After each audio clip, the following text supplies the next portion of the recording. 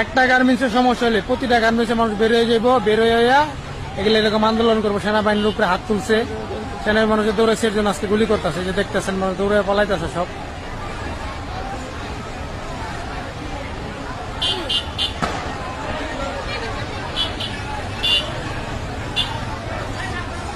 এখন পলাশকে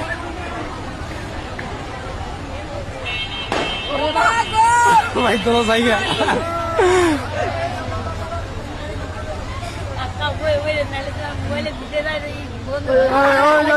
ঢিলাই আছে দেখেন, এই যে ইট পাটকেল মারতেছে, এই যে ইট পাটকেল মারতেছু দেখতে পারতেছেন।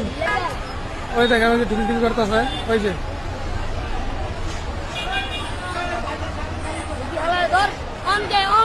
এই যে সব পলাইতেছে। আনপলাশকে ঢিল দে, অন ঢিল দে।